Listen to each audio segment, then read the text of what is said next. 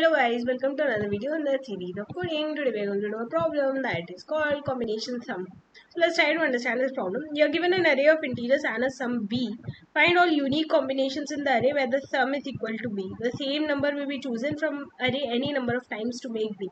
Okay, so if you have to just count the number of combinations, it would have been simple, right? But here you also have to return the answers. For example, you have to make the sum 16, right?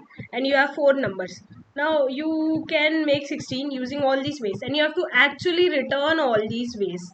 So in this problem, when you have to return all the answers, that also you have to return them sorted in ascending order, and they will be non repeating, right? I mean, you cannot put any two sets two times. So it's an important question with few tricks. Let's try to understand. Okay, suppose you are given 7265 and you need to make 16, right? What is the approach? The sum that you need to make is 16. So the basic simple approach is using recursion, right? You have to make 16 and you have four numbers 7, 2, 6, 5. So let's say you try to subtract 7, then 2, then 6, then 5. So you're left with making 9, you're left with making 14, you're left with making 10, you're left with making 11. Again, for each of the four numbers, you can take four recursive calls, right? 9 minus 7 is 2, 9 minus 2 is 7, 9 minus 3 is 5, 9 minus 5 is 4, and again for all the numbers you can try to take four recursive calls, right? And once you hit a negative number, you know you cannot make it further, but once you hit 0, you know that you have made the particular number, right? So for example, here 2 minus 2 is 0. That means you have used up 1 2 to make this, and again you have used up 1 7 to reach till here, and again you have used up one more 7 to reach till here. So basically 2 plus 7 will make 16, right? So this is one of the ways that you have found. Okay, now you can keep on doing this, but the problem is that first of all they should be sorted, right? They should be in ascending order. So we will first of all sort this array so that we get it in ascending order. So that is one thing that we will take care of in this problem. Okay, so suppose you will sort it.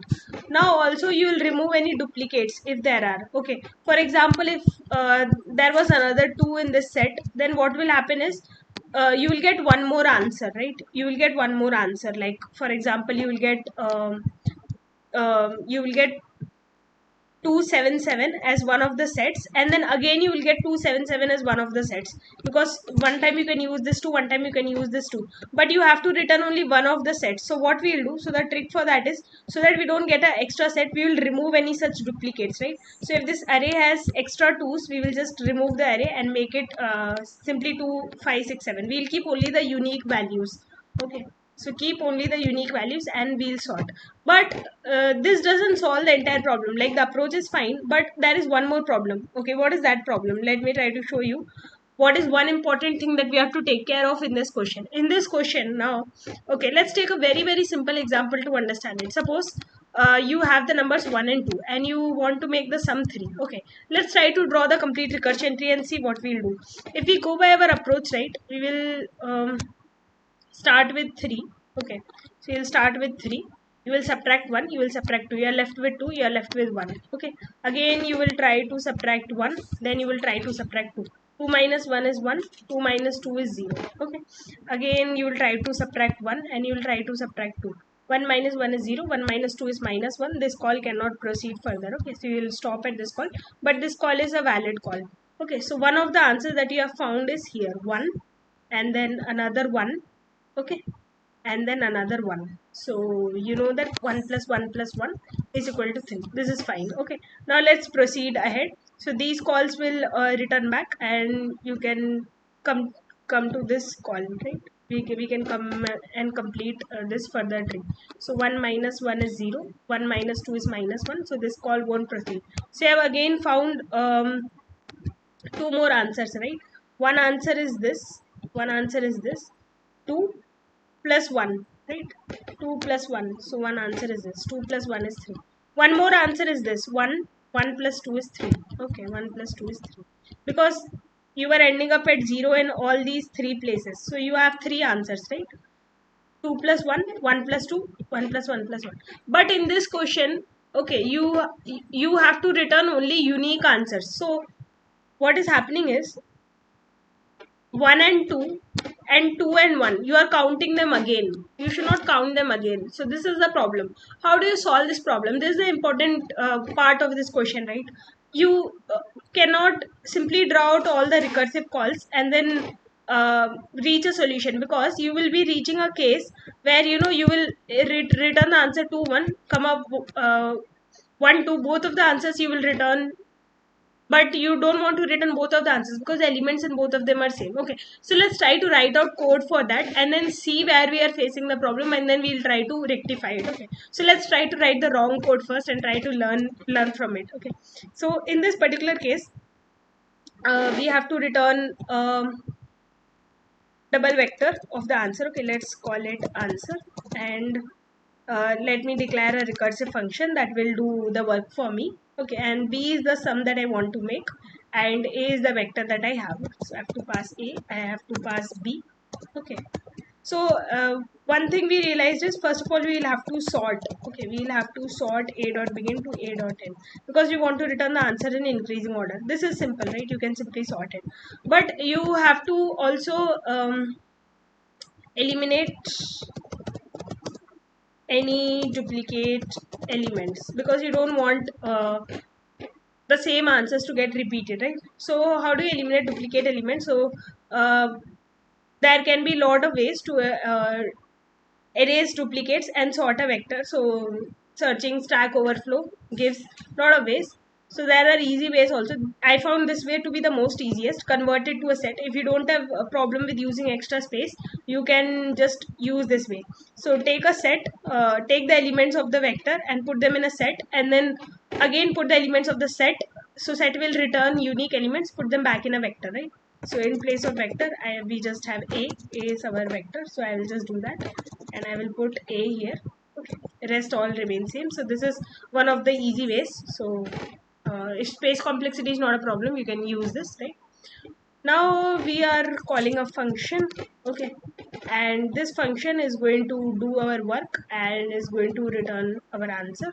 So let us call this particular function, and this particular function will finally do what it needs to do, and it will return, finally we can return answer. Okay, so now let's see the approach that we were trying to think of, which is just writing down all the recursive calls. Okay, so in this particular approach, what we will do, so we will start with I equal to 0, I less than a dot size, and I plus plus. Okay, and then we will just try to see if b minus a of I. Okay, for example, you want to make 3, so first you will check 3 minus 1, that is 2. You will see if you can make 2 or not. If you can make 2, then you can simply add 1 and you will get 3, right? So this is what you will do. So for each of the elements, you will try to check if you can make that or not. So if b minus a of I can be made, so if that is greater than equal to 0, because if it's negative, you don't even want to make the call, then you can try to make the call again. Okay, and you can reduce. Now in this particular case, this will also give us the base case, right? So the base case is if b is equal to 0, right? In that case, you can you have made the solution, so you can push let's say you can push some vector v. So we will have to declare a vector v that we can finally push. So this is one important thing that you have to also declare, because in this you have to actually return the answers, right? So let us declare the vector, and let me pass b along. Okay, so let us say we pass b along vector int and v. So now in this case, you also have to pass v. Now what you can do is, in the vector v, you can keep on pushing the elements also, right? So you can push back the element. Let's say you are pushing the element 1. Okay, let's say first time you see 1, you push the element 1, and next time you make a recursive call. Okay, you make a recursive call with a, and with remaining you have to make 2. Okay, let's say that the sum that you want to make is 3. Okay, so first element that you see is 2. Okay, sorry, first element that you see is 1. So what you do, you have to make 3. You are seeing 1, so 3 minus 1 is 2. You are left to make 2, and you will pass the vector along with the element 1. Okay, next time again you will enter into this recursive call. Okay, let's say next time again you see 1, so next time you have to make 1 and you will pass the vector 1 comma 1. Okay, now next time again you will enter into this recursive call, you will again see the element 1, so now you have to make only 0 because you are left to make only 0, so again you will add 1. So next time when you make the call for b equal to 0, in that case now you will push back this complete vector in the answer. So your answer vector will get this complete vector. Okay, so this is the logic, right? So this is your answer vector. So this will work. Now what happens when you return back from the call after making this? What will you do?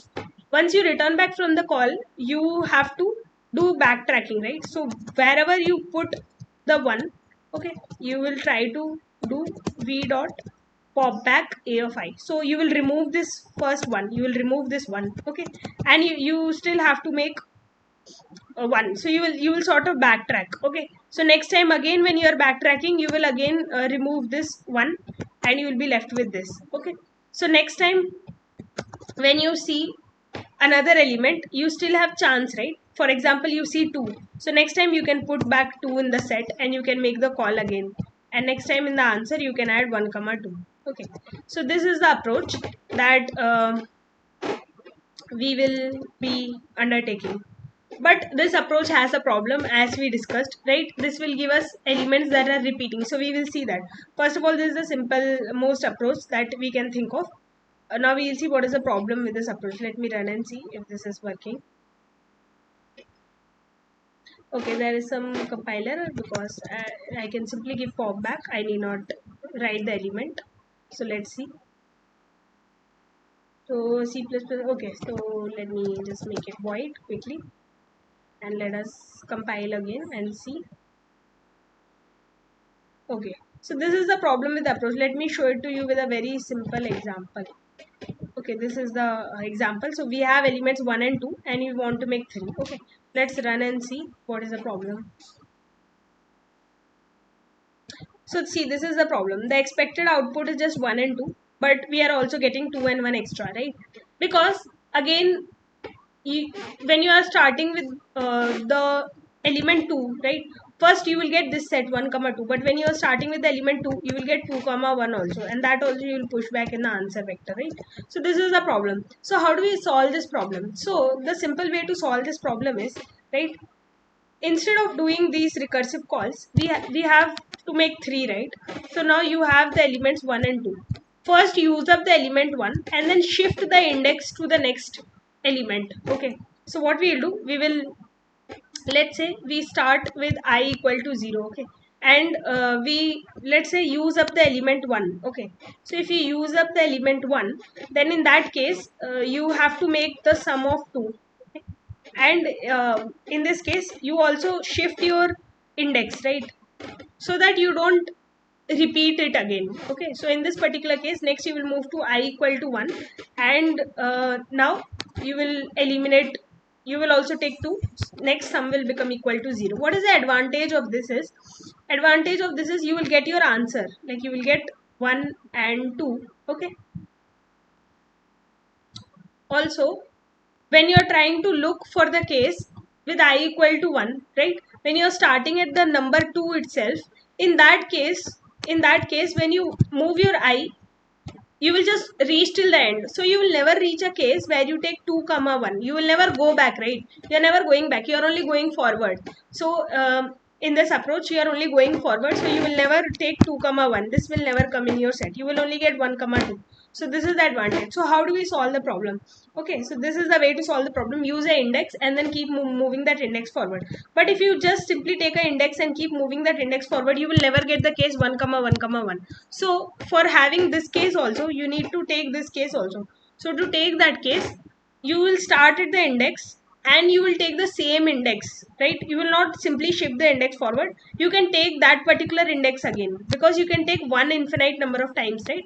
So you can take 1. So next time you will make a call with the same index. Okay, because you can use up 1 again. So that is a simple approach that we are going to take. Okay. So instead of giving this for loop, I will give a while loop. and I will add let's say I, int I. Initially I'm going to start with 0, and while I is less than a dot size, okay, in this particular case, and let's say b minus a of I is greater than equal to 0. So in this particular case we will do the same thing again, but I will also pass I, right? So I'm passing the variable I, and after I return from the recursive calls, then I will increment my variable I plus plus. Okay, that is a simple change that I am making. And you can also give the condition if I is equal to a dot size, right? That means you can end the iteration. So in that case you can return. Okay, so I will give this case. We don't want to unnecessarily go into this again. Okay, so this, let me try to run and see if this is working. Okay, now let us run and see this same code that we were having problems with. Now it's fine. See, we have eliminated that issue. So now let us submit and see if it is working for all the test cases.